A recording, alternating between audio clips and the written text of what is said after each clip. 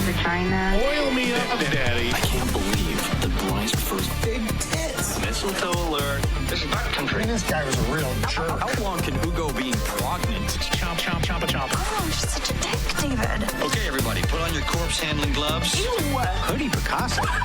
Horror!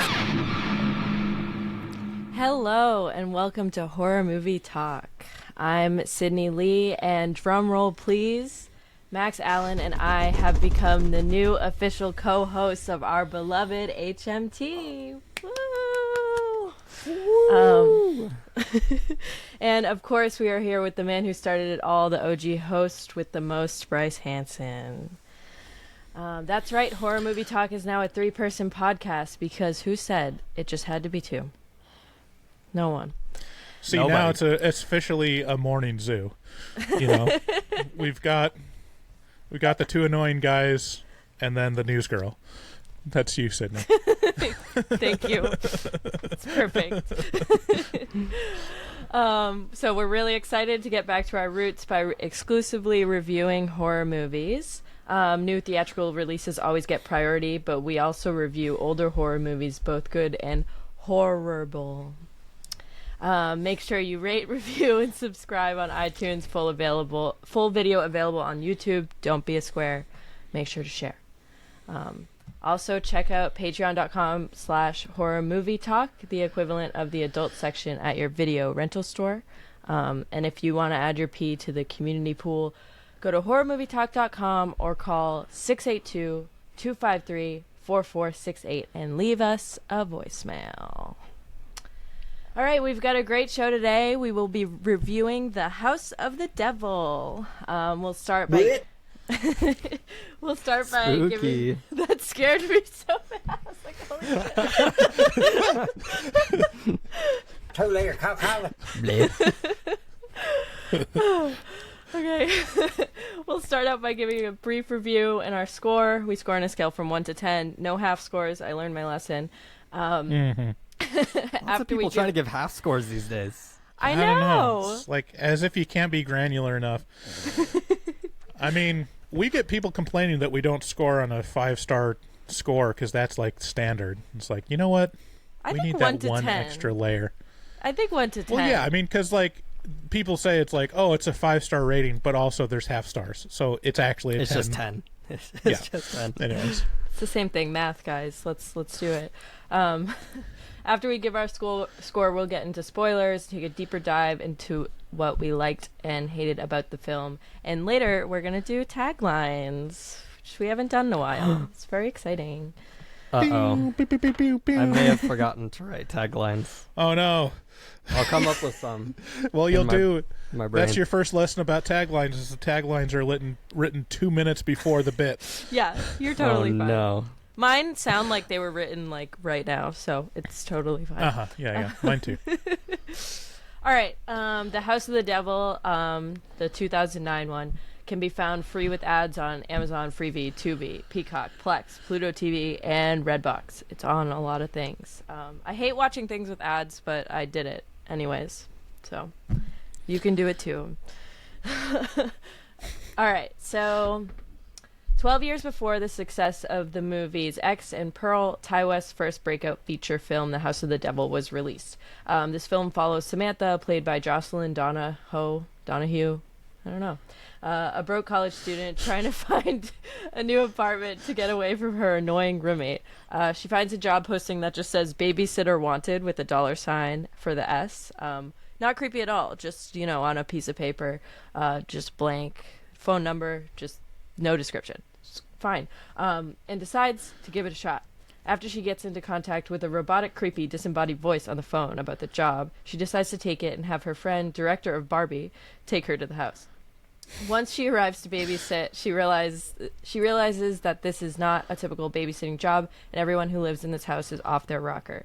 But they're paying her 4 times more than she asked for, so she decides it's worth it. A scary old house in the middle of nowhere while caring for a supposed elderly woman that likes to keep to herself, where her only contact with the outside world is the pizza man. On the night of a lunar eclipse, what could go wrong? So much more than Samantha could have thought. So after loving X and Pearl, I decided to give Ty West's first movie a shot. I first watched this like a year ago, and I was not disappointed. Like X and Pearl, Ty West's editing and direction of the film is something to be revered. With his jump cuts and long shots and bone-chilling zooms and set dressing, this makes for a good horror movie. It has everything a horror fan would want: pretty girls, lots of blood, a good setup for scares, a creepy attic, a weird old lady, satanic rituals, a friend who doubts the validity of the situation, and a final girl. It is shot on 16mm, which gives the film a vintage horror feel. The way it was filmed and the story that was set up kind of reminded me of the original Black Christmas from the 70s. Even the main characters looked alike. It is a bit slower to I turned to my wife and I was like, she looks like Margot Kidder. Like, a lot. Yeah. Yeah. I was actually really confused when I started watching because I saw it said 2008 or 2009, but it looked like it was from like the 80s, and I was like, "Oh, right. am I making a mistake?" I texted Sydney. I was like, "Is this the right one?" I was so confused. I think it's really cool how they did that, because the first time I watched it, that's exactly what I thought. I was like, wait, this movie was directed by Ty West, right? Like, I'm like, wait, this is so strange. Yeah, it's one of those that's like actually really convincing, homage to 80s, 70s slashers, because it's, it looks like it's shot on 60mm, but also like the pacing. Holy cow! Like it's crazy that you'd release this in 2009 with that pacing. I know, because it feels very much like, I agree. It's like Black Christmas. I mean, Black Christmas was even had more happening in it than this, and that's saying something. Yeah. Because there's not a lot that happened in Black Christmas, in my opinion. I was starting to doubt myself, like how well I knew what movies from different periods looked like. I was like, were cameras like this in 2009? Maybe I just don't remember. I was only 10, so. Right, yeah. It was ancient. We're so old. In 2009, they didn't even have technology. Yeah. I got to experience being old. So yeah, it's a bit slower to get into the action, but once you're in it, you're in for a treat. All in all, this film is good. It is scary. It is artful. And I love seeing how directors started and how they have grown since their first films. I loved every second of it. I was scared even upon the second watch, and I'm going to give it a 9 out of 10.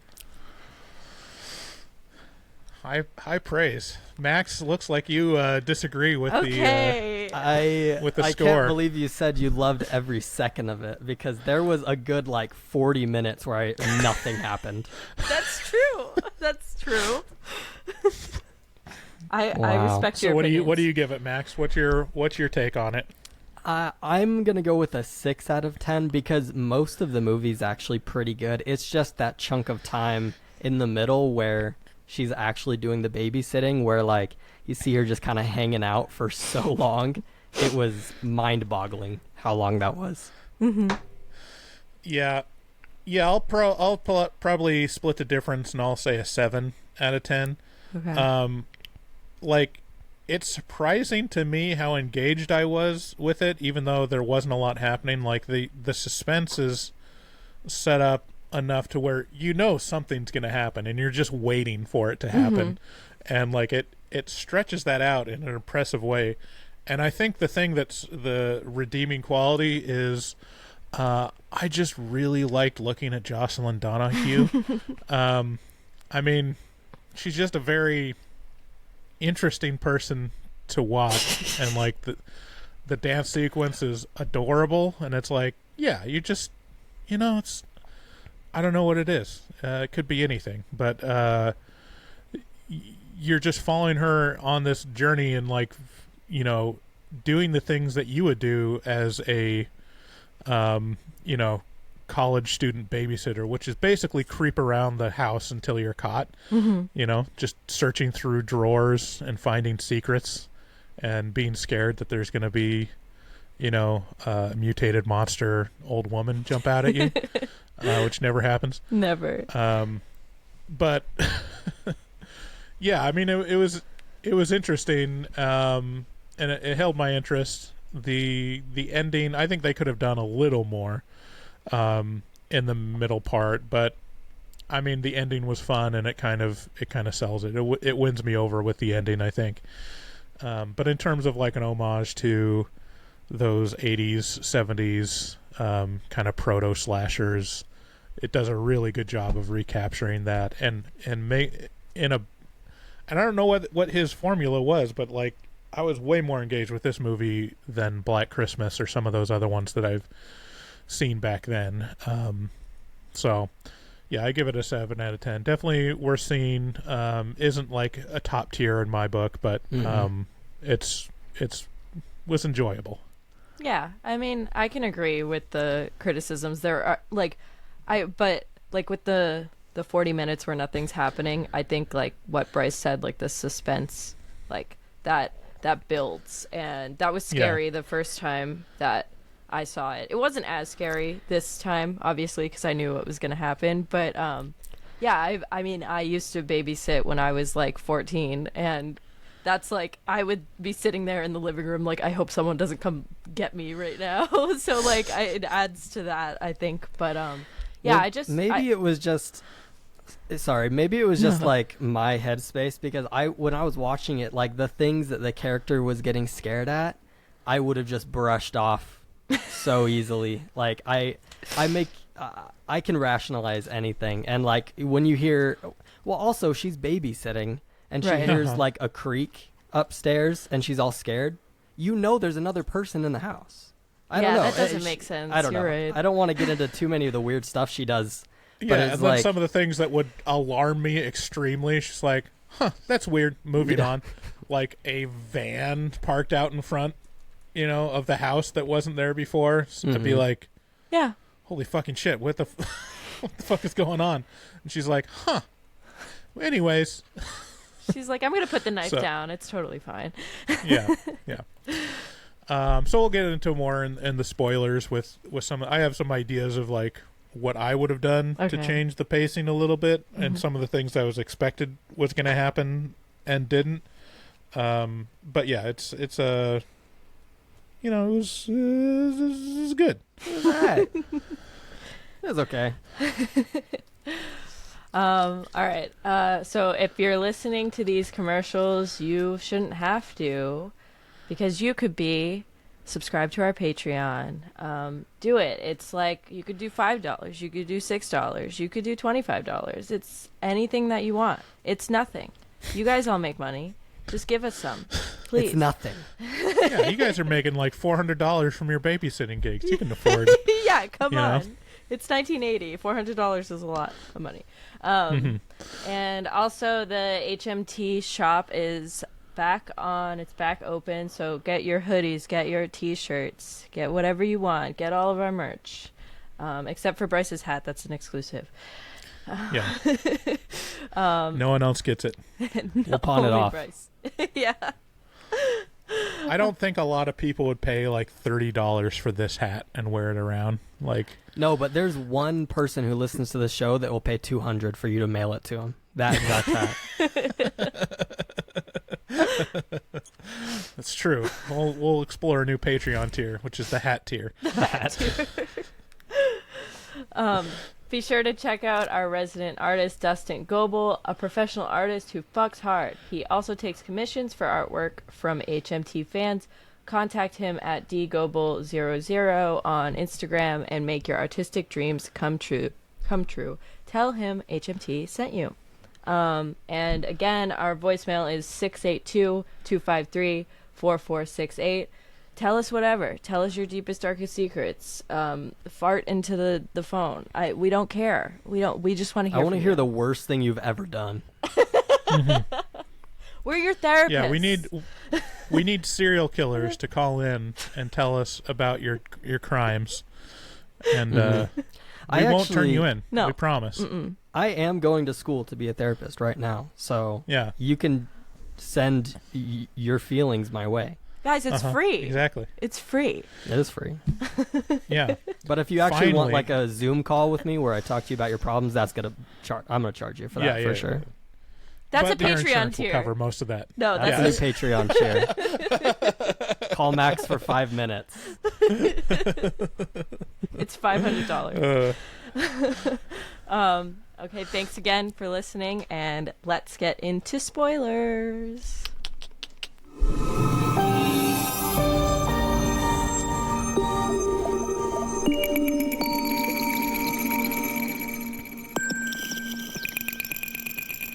Spoilers. All right. So, yeah, like I said, I watched this like a year ago, and the first time I watched it, I had to double check what year it was from, just like you guys. Like, I was like, this has to be like the 70s or the 80s. But yeah, like I said, it's filmed 16 millimeter in Connecticut. So I guess it might have been supposed to be Yale or something, but it doesn't matter. It could have been anywhere. But the budget was just over $100K, which is pretty impressive for like the gore that they achieved. That's crazy. It's like really I heard crazy. it was made for less than $1 million, but like $100K seems, especially if you're using film. Like film stock is pretty expensive. Yeah. From what I understand, maybe not 16 millimeter, but yeah, usually like for stuff sub 100,000, they're shooting on digital and like using cameras, using like phone cams and stuff. Yeah, like that's pretty impressive. Yeah, it was like 101,000, I think. And it made over 900K at the box office, so they did pretty well, like considering. And this is part of the mumble gore like movement. It's like Ty West is a big one in this, and yeah, it's just like it's basically horror movies that rely more on like dialogue and setting things up rather than just like scares, like traditional jump scares and stuff like that. So like he also have you reviewed VHS? I don't think so. I don't think so. I thought we did, but well, let me check. Is it a hot take that I don't like the VHS franchise? Yeah. A little bit. I think it's beloved, but I like the first one. The second one's all right, and I haven't seen any of the other ones, so I don't love anthologies. I feel like they're kind of boring. Oh, all right. Yeah, they're kind of hit and miss because it's like you get Sometimes one they that's have one that's good, great. and then like you see the one and you're like, oh wow, that one's great. I wish they had made a whole movie out of that instead of 10 minutes and then make me watch all these other shitty shorts. Yeah. No, we never did VHS. I don't think I've ever actually seen it. Maybe maybe I'll suggest that in the coming million years that we're going to do this podcast. But Ty West actually directed one of the shorts in VHS. But I thought that this was in before. The first one? Yeah, in the first one. He did the one called Second Honeymoon. Is that the road trip one? Yeah. Which I didn't really like that one. So I was like, all right. I didn't like that one either. I don't really care. But I thought VHS was before this movie, and it wasn't. It was 3 years after. So I guess this is like really his first like feature film. Like he had done small things before that, but this is his first. And for this to be your first feature horror film, like I think he did a pretty good job. Yeah. Yeah. But yeah, let's. I see. I remember him being like in my mind being like a big name, Ty West, and I couldn't find any of the movies that I recognized other than X and Pearl in his IMDb. He directed a couple episodes of Them, which is a great series. Okay. That is great. But he wasn't like the main guy on it. He just directed a couple of the episodes. I think some of the good ones though. Oh. Because he was directing towards the end. He did day 10 and day 7.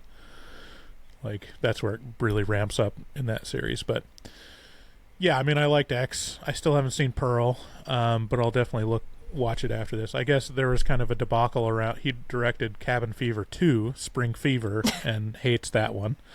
But yeah, it's he's a serviceable director. It's kind of weird that he just only recently got some big hits. Yeah, I agree. I think it's because this was I so think low Pearl budget is- and indie. I think Pearl's even better than X too. Yeah, Pearl's I've really heard good. that. But yeah, the movie we're talking about. So it starts off with Samantha. She's looking for an apartment, and the realtor is Dee Wallace, who has been in like every horror movie. She is an icon. She's a legend. I Love her a lot. And it was great to see her. I wish she came back in the film, but it was great to see her in the beginning. Yeah, she was, I think, the mother in E.T. and the main character in Cujo. Mm-hmm. Those are the ones that I know her from. Yeah, there was a more recent one that I knew her from. I should have written this down, but she was in The Little Mermaid. Red Christmas. Red Christmas is one of my favorite holiday horror movies ever. It is so good. It is iconic. She's the mom in that one. It's really good. And she was also in the great Jeepers Creepers Reborn movie from 2022. She's in all the hits. Which I've seen cited as the worst horror movie ever on Reddit. So she spans she spans the whole genre. Yeah. But yeah, so Samantha finds an apartment. Dee Wallace says she's going to waive all the fees, and it's $300 down just for the first month's rent. And Samantha reveals to her friend later that she only has $84 in the bank, and she doesn't know what to do. So she's relate. She's walking around campus. She finds the job posting for a babysitter. No information. She just calls the number, leaves voicemail, whatever. And there's like a really cool shot where she's walking away from the payphone, and the payphone stays as the main focus of the shot, which is really cool. And then it rings, and that's creepy. Mm-hmm. It's so creepy. Yeah. Okay, I have a question. Now that I'm dealing with a bunch of Gen Z, no, I've never used zygotes. a payphone. How familiar are you with the concept of a payphone? Because I realize, okay, you probably never used one. And also, things like the disconnected tone. You've probably never heard that either. Because if someone hangs up the phone, it just turns off your phone. There's no, that says, no one's on the other side of the phone. You need to hang up your phone. You've probably never heard that, have you? The only experience I have with using a payphone, I was 6, and we were at a Target, and my mom was in line to return something, and I was messing around with the payphone, and it wasn't making calls because I didn't have money, and so I dialed 911 to see if it would work, and then the operator answered, and then I got really scared and hung up. Right. That's my only time I used the payphone. That works. I use the payphone regularly in college. This is perfect. This movie for all your babysitting gigs you were applying for. Yeah, I called my mom to come pick me up from college, from a payphone. Aww. Using 1-800-COLLECT, which is probably also something else that you guys don't. know anything about, because you can call collect, but also they had 1-800 numbers to where you could call collect for cheaper. Anyways, I'm so fucking old. Yeah, you are old. You are old. Yeah, you're kind of old. You didn't have a cell phone in college? This is a good... I think after the second year, or within the first year, my mom gave me her old cell phone, which was about that thick. And that big that was a flip phone. So it's not like a flip phone that would fold in half. It literally had the mouthpiece that would flip out. Aww. It was a old school phone, and that was my first cell phone. Cute. Okay.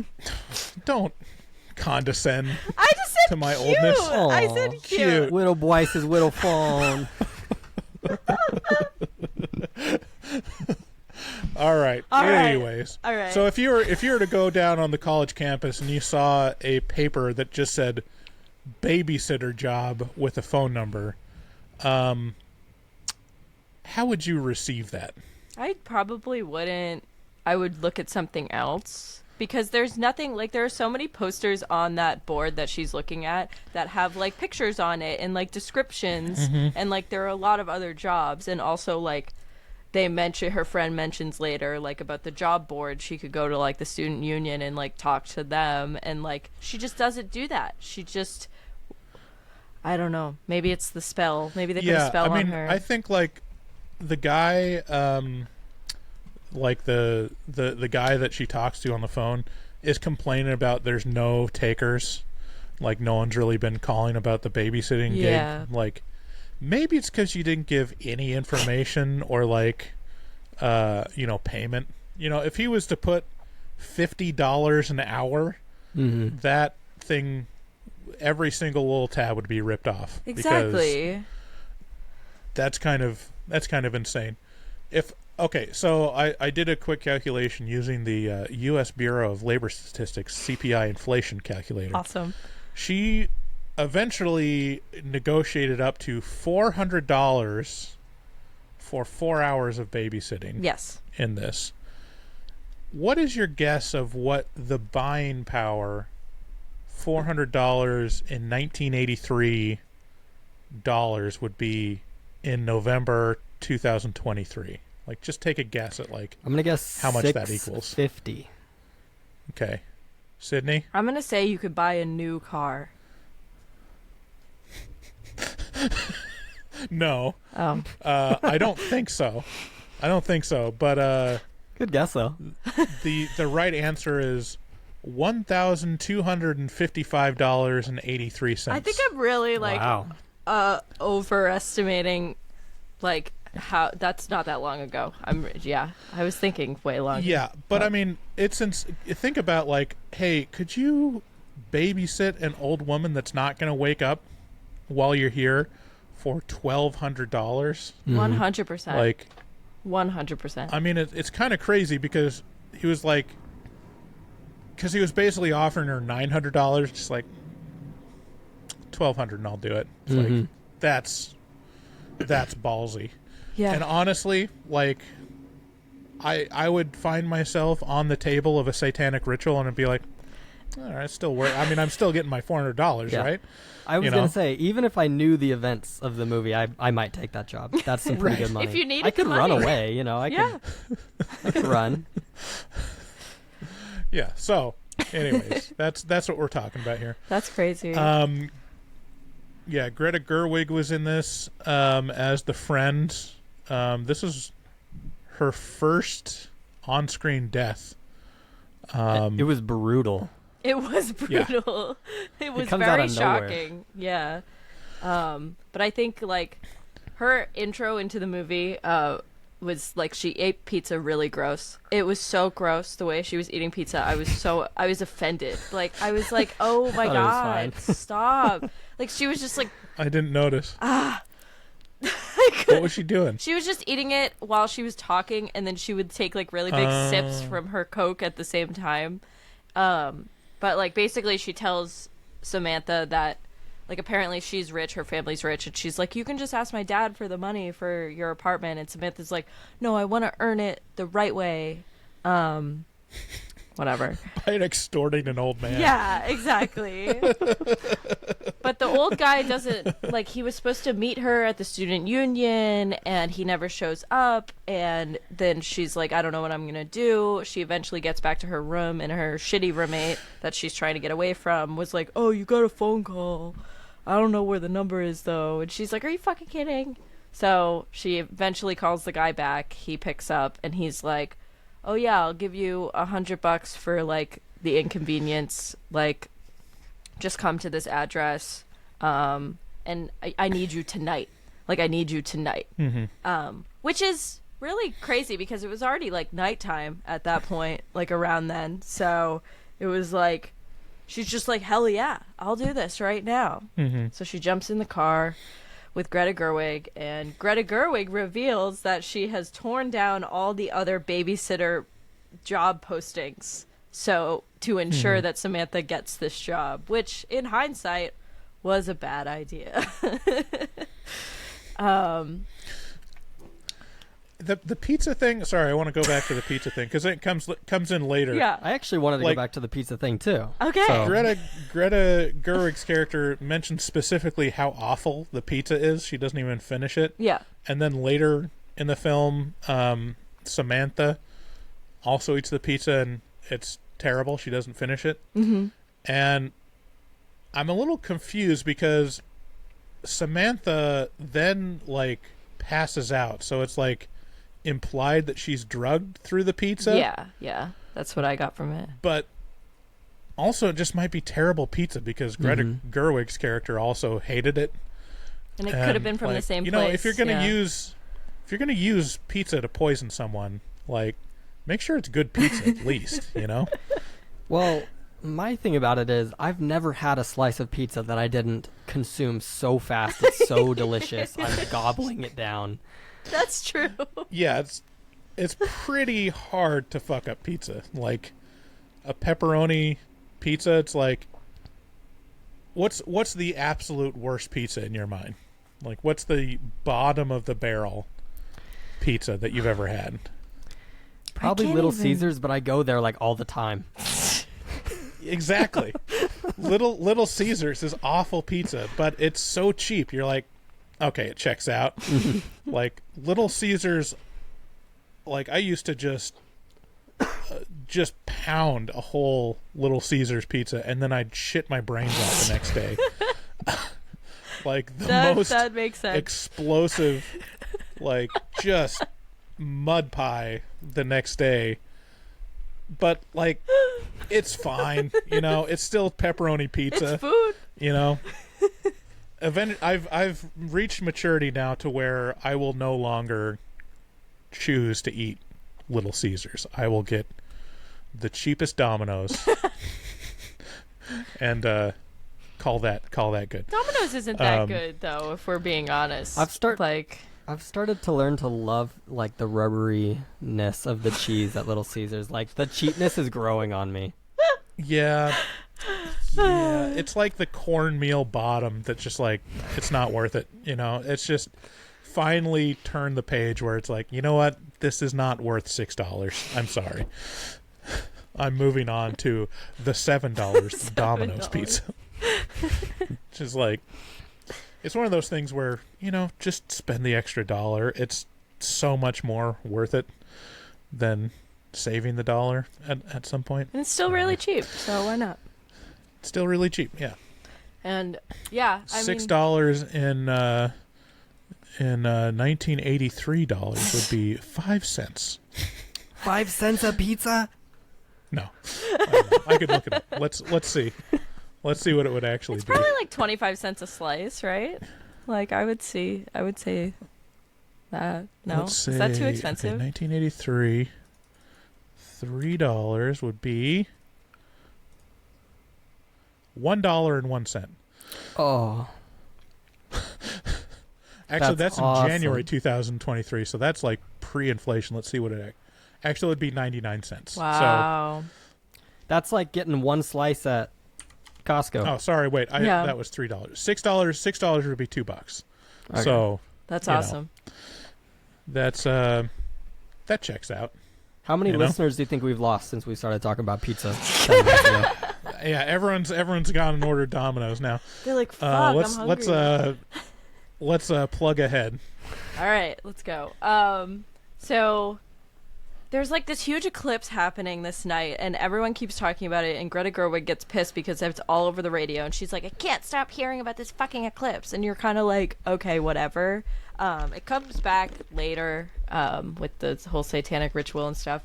But yeah, so they get to the house, Samantha, and I don't know Greta Gerwig's character name. I just kept thinking of her as Greta Gerwig the whole time.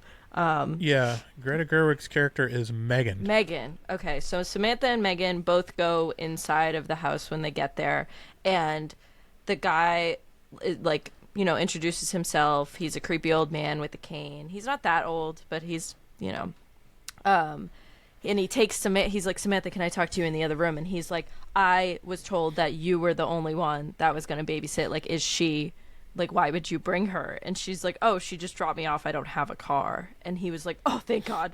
I was not going to pay 2 people. And it's like really weird. Greta Gerwig is very wary about this situation. She really doesn't want Samantha to stay. She thinks it's very strange. She like reiterates that her father can give Samantha this money, and Samantha's like, "No, I'm gonna do this. Just pick me up at 12:30." And so we're like, "Okay." And the minute Greta Gerwig leaves, she pulls over to smoke a cigarette in a graveyard. Why? We don't know. Why would you do that? I don't know. It's edgy and badass. Sometimes you gotta smoke, you know? And she's just all pissed at Samantha, and then her lighter won't light, and then, boom, jump scare, this guy just runs up with a lighter, and is like this, you just see his hand, and she's like, what the fuck, I just died, which I really like that line of dialogue, because she dies right after that. So it was Is that what being a woman is like? Just dudes just randomly coming up to you all the time for no reason? Yeah. Yeah, it's pretty often. It's like, I'll just be at Target. I'll be at the grocery store. I'll be getting food.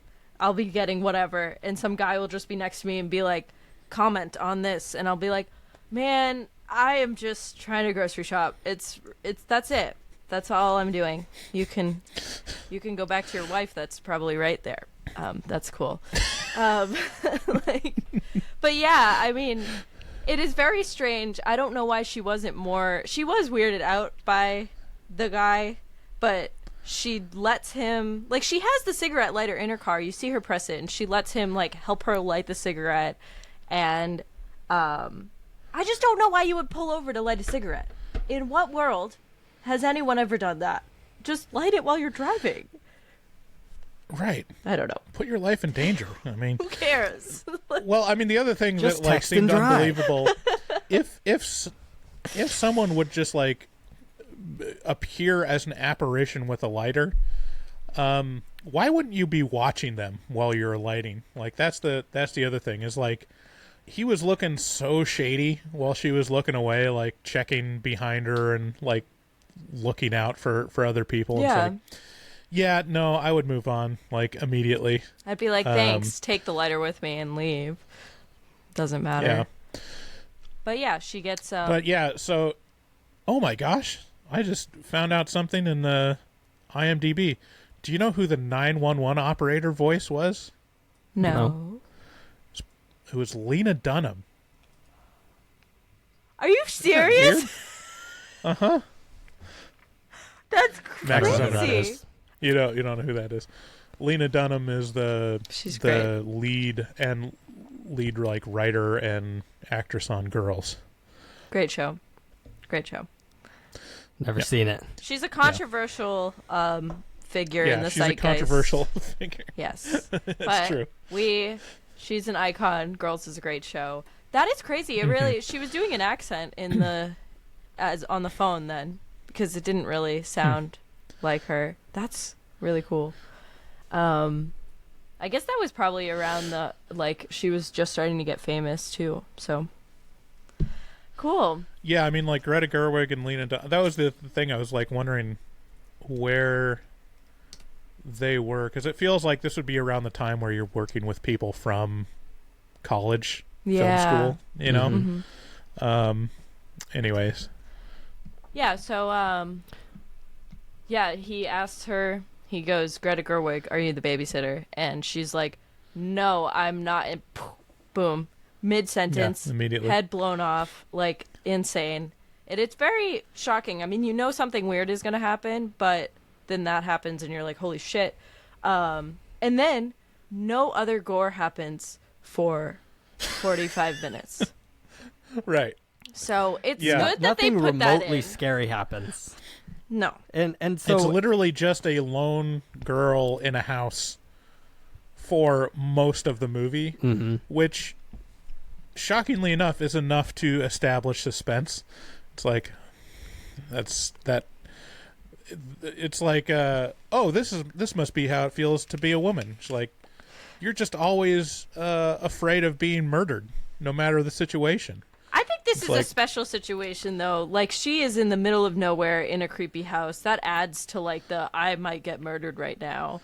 Like, Yeah, and there is an old person in the house, which is terrifying. so scary. You know?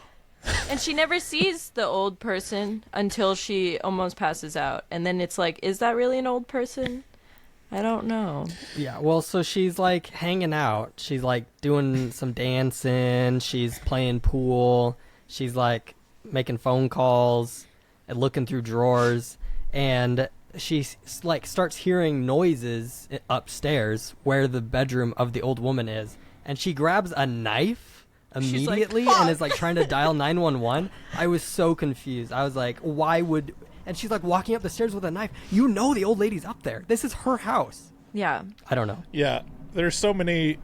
So here's the thing. It's impressive how little that he tried to do, and I'm wondering how much it would be because of budget. But also, like, man, it'd be so easy to add like a couple beats. Like, for me, it's amazing that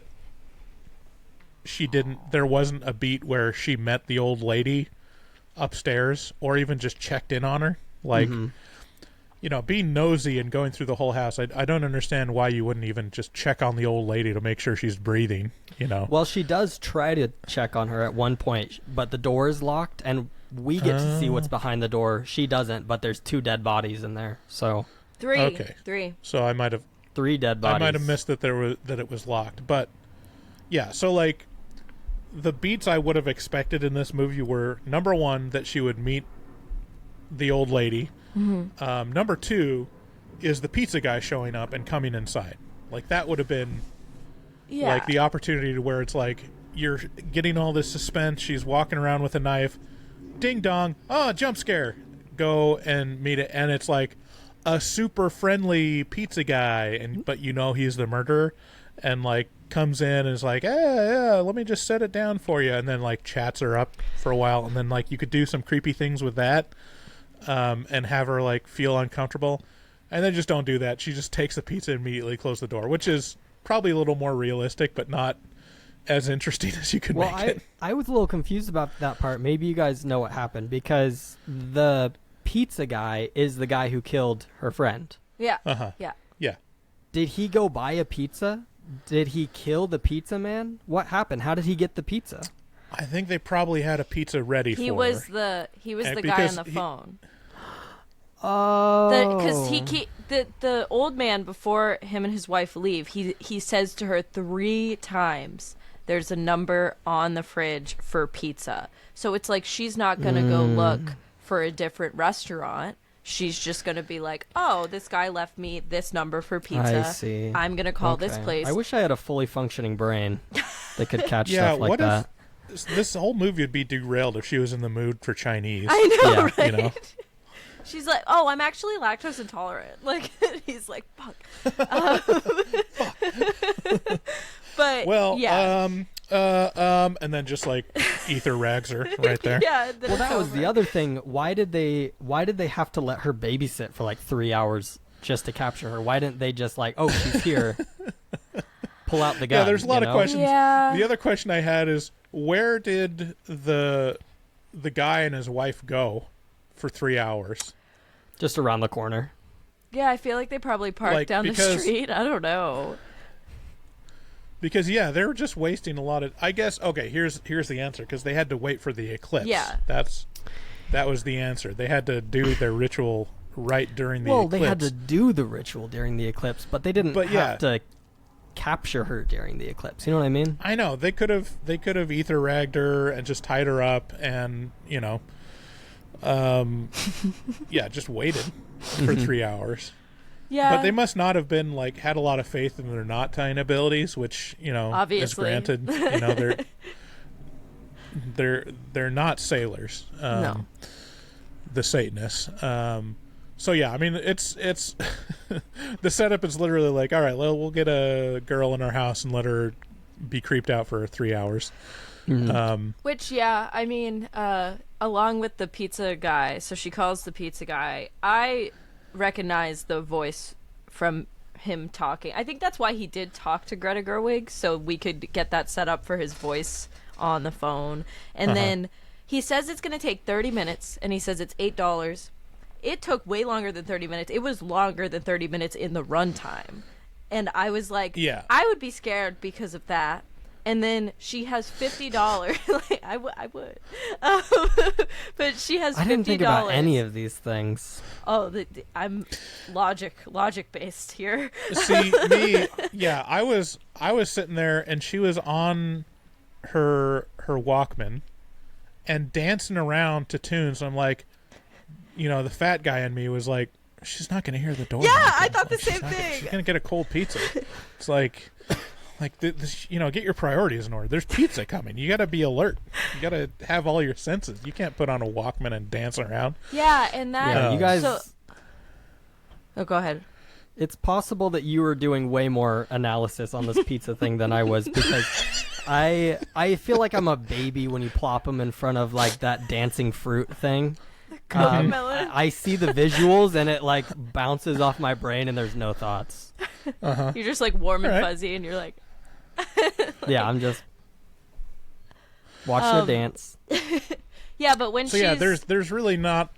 Yeah, go ahead. When she's on the Walkman, that's when she knocks over the vase by accident, and then in turn, while cleaning it up, she just opens a door that's in front of the mess, and she finds a picture of a family, and then that's when she grabs the knife. She gets really scared because they're in front of this house that she's in, and it's not the family that she just saw.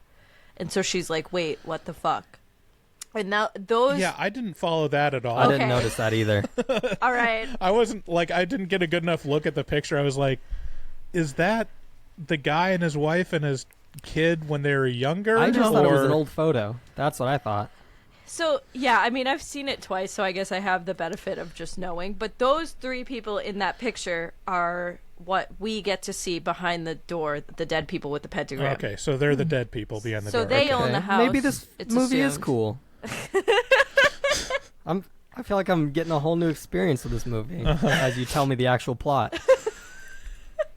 Yeah, I mean, they're very subtle things that he drops in for the plot, and that's why it's like really easy to like kind of look over it. Like my roommate watched it because I told her that I picked doing this movie for this week, and she watched it and she said she had to turn to her boyfriend like every 5 minutes, and she was like, wait, is this the same girl? Is that this? And he was like, can you watch the movie? Like, it was so funny. But yeah, so she never sees the dead people behind the door. We get to see that. She doesn't know that happens. Yeah. See, I think I need to get a better TV with better what's it called? Resolution? No, not resolution, but yes. No, I've got like a 4K TV, but it's what's it, the black balance, like how black it can go versus how bright it can go. Yeah. So everything's very muddled in it. It's not very bright. So like I miss things. Like the fact that I'm looking at IMDb, it says that the family she saw in the photos lies slaughtered in an upstairs bathroom, arranged as parts of a bloody pentagram. And I was like, oh, I didn't get that at all. I didn't get that they were in a pentagram. Well, there was a all. I just pentagram saw on the floor. kind of some. But okay. they were just kind of in there. I didn't. Okay. I don't know. Well, anyways, I just saw like faces that looked dead on the floor vaguely. So I was like, okay, well that's bad news. I mean, it was dark. It was a dark movie though. Like I was in like a pitch black room watching it, so I was like locked in. And my TV is like really bright for some reason, and I think we've messed with the brightness setting so much because it's like one of those Google TVs that was the cheapest one at Best Buy, so it's everything's very bright.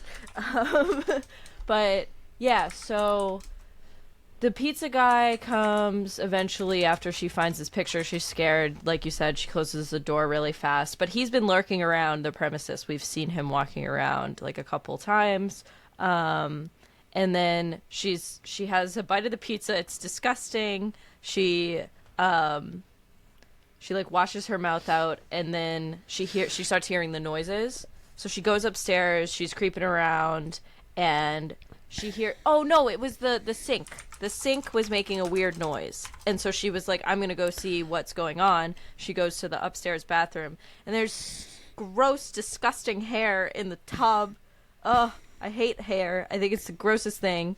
It's in horror movies, it really grosses me out. So there's a lot of like black hair all over the tub, and she's like, ew, and then she kind of just like is like, whatever. And she walks away. She decides to go in the attic because she was going to do that before when she was dancing to the music, but she just kind of turned the light on, looked, saw a door, turned it off. So she decides to go up there because that's where she's hearing most of the noises. And she turns the light on. The whole house circuit, electrical circuit, goes out. It's pitch black. And then she's like, fuck. And the door slowly opens to the attic, and you just see like a creepy hand come around the door, and she blacks out. And so yeah, that's when I must have missed a key component to the pizza plot, because I didn't realize that it was probably like laced, which is why she was like passing out. But I was like, because she was like stumbling and like then she like passed out, I was like, that's a weird fight or flight response. Like, I thought she just got so scared she passed out. I mean, that could be logical too. I mean, that's as believable, you know. I guess so. It could go either way. Yeah. But then she wakes up on a pentagram, gagged and tied up. But yeah, again, like, she's getting $400, so it's like you shouldn't really complain exactly. that much. Like her $1,200, friend, really? Yeah, her friend was right. She shouldn't have done this, but the $400 is $400. She needed the money, and she got $200 up front, $250. So it was like, right, yeah, it's awesome. But she gave the Not $50. bad. But yeah. So then they start obviously. And the knots were loose anyways. yeah.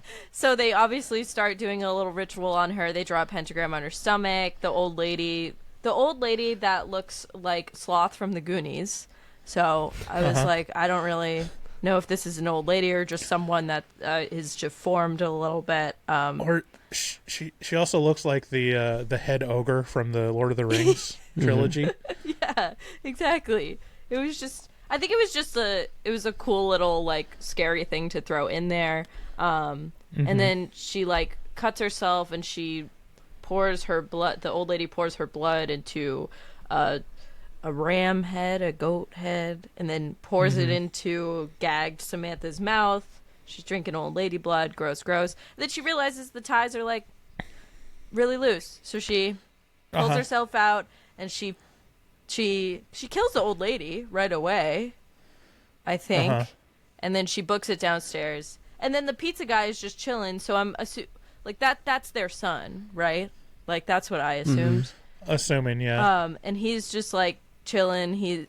And then she sees they brought Greta Gerwig's body into the house, and she's like, Megan, and yeah, for some reason, like there's.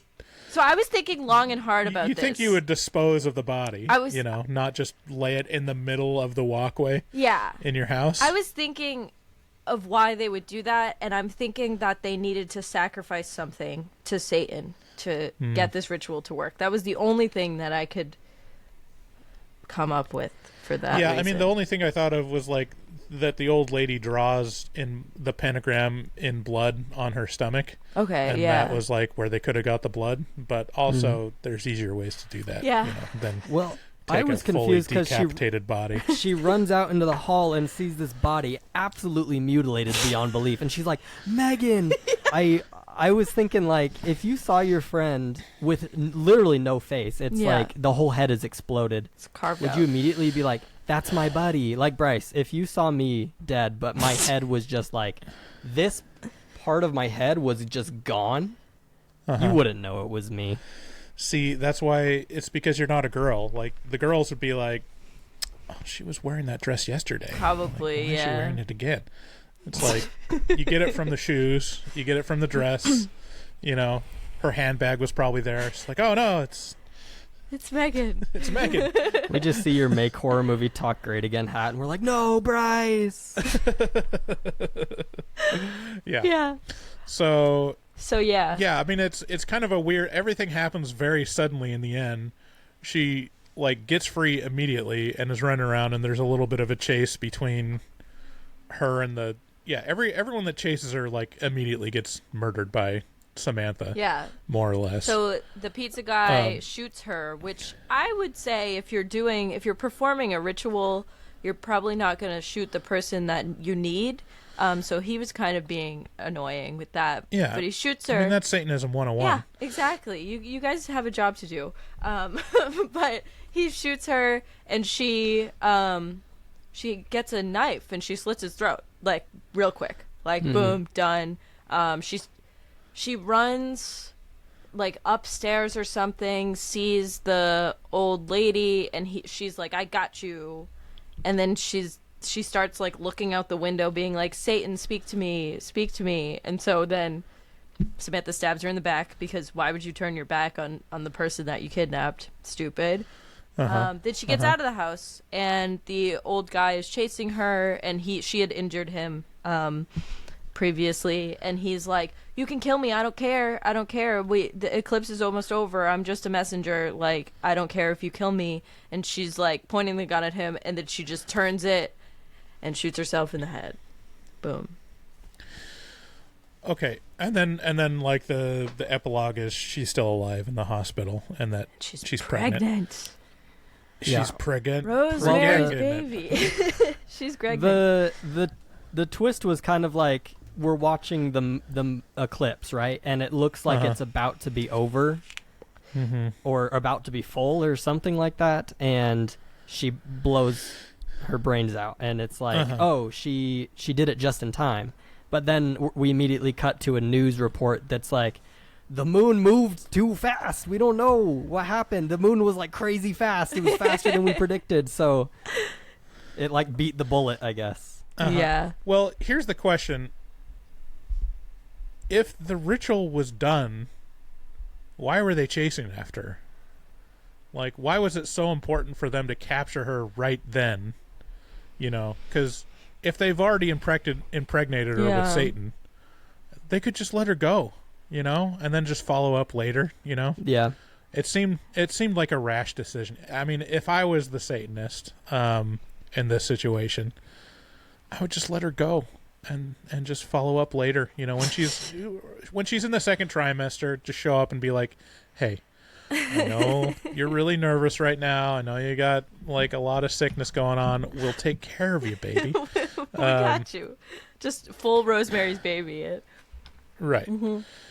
So, anyways, yeah, I mean, how long is the ending? How long is that, like, last act? Because it feels like 10 minutes. I feel like it's like 15. Short. Yeah, it's really, like, and I think the coolest part, and the part that scared me the most the first time I saw it, was the way that he, like, inserts these, like, jump cuts to her being, like, impregnated by Satan with, like, these really scary faces.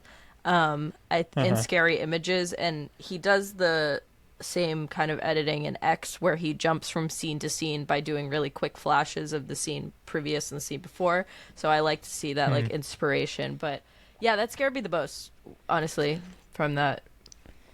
But yeah, I think it's pretty good. I think I'm glad, Max, you know, things were explained for you too. This is good. But yeah, it's a very subtle horror. It's definitely indie, and so I would think for my final recommendation, A24 film bros like myself would really like this movie. Yeah, it's kind of in that realm. Or, you know, if you like the 80s, 70s like proto slashers, this is like really a good homage to those. I wish there was more. I wish that there was a little more gaslighting, a little more like things happening while she was there. But I think that dance sequence won me over. And you know, it was good. It was good. Yeah. I think if you really like Ty West and you want to like finish out the rest of his films and stuff that he's made, definitely check this out. Otherwise, I don't know. It's alright. It's fine. I'm glad we had a discrepancy though in scores. Like I feel like the other episodes that we've done together, we've all had very similar scores. So it's fun to be like, oh, I don't know. It's cool. Well, I came up with one tagline. Okay, let's head into taglines.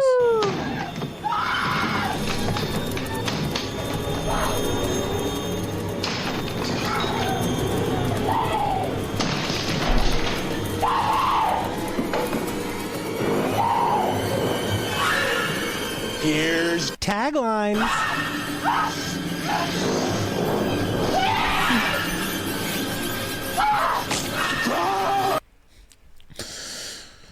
So, sorry, Sydney, you want to introduce taglines? Can you describe what taglines is? Yeah, so taglines. If you've never listened to this podcast before, taglines is where we come up with alternate taglines for the movie. Like, I don't really know any famous taglines for any movies off the top of my head, but the official tagline for this movie is kind of stupid. It's talk on the phone, finish your homework, watch TV, die, which is like not what happens in the movie. But so they're basically what is on the movie poster or in the movie trailer to kind of grab you into the film. So we are going to come up with probably kind of silly, kind of stupid ones that we hope you laugh at a little bit. So we were assigned to do 3, and Max only did 1 because he's an I underachiever. forgot. It's okay. I did 4. But we'll so. try. Okay, all right. Well, Max, you've got 20 seconds to come up with another 2. I mean, to be honest, this is taglines. This is piece of cake. Yeah. All right. Who wants to go first? I'll go first. Okay. Okay. If I had a nickel for every time someone was disgusted by their pizza in this film, I'd have 2 nickels, which isn't a lot, but it's weird that it happened twice. Nice. I'll go. The House of the Devil. If there's one thing we can all agree on, it's that eclipses are lame. True. The House of the Devil. It's pizza time. Sydney kind of stole my thunder with that one, but that's all okay. right. I have another one about pizza, too. It's just it's the main focus of the film. Go for it, Sydney. All right. This isn't about pizza. The House of the Devil. Would you rather be a broke college student or pregnant with Satan's spawn? It's pretty good. That's a conundrum. The House of the Devil. Don't worry, Satanists are terrible at knots. Accurate. You don't have another one, Max? The House of the Devil. A Eclipse movie somehow not about werewolves. That's good. There you go. It's good. Good. Perfect. You got one more to go, Max. Conjure it up, Sydney. No. The House of the Devil. Turn on all the lights, then turn off all the lights, then turn them back on, then turn them off again. All right.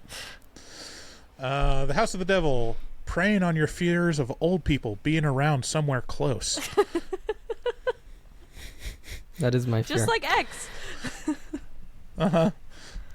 You just know they're around somewhere and they can hear you, and that's terrifying. That's too bad. It's too scary. The House of the Devil. My dogs were distracting me too much because they cry when I don't pet them for a few minutes, and then I missed half the movie, apparently. Okay. It's a good one. This is good. This is good. This is how taglines are supposed to go, just for the record. Perfect. I have one more, so I guess I'll finish it off. The House of the Devil. Never trust the pizza guy. Alrighty. Taglines, man. Another successful episode of Horror Movie Talk. We did it. Yay! Let's take us out, Sydney. Please give us money. All right. Yeah, well, that is the main point, guys. So this episode is produced by me and edited automatically. Thank you to everyone listening. Thank you to our patrons. If you're not a patron already, you're not doing anything right. Please give us money. Share with a friend. Put on your Instagram story. Tell your grandma about us. Thanks to all the listeners. Thank you guys for watching this movie. And don't forget to call us at 682-253-4468. Goodbye. See y'all. Bye. Bye. Love you. Good day, sir. Good day, sir. You lose. Is that the main cup? Yes, it is. Took a stroll through the scraggly woods. He had no face. Horror!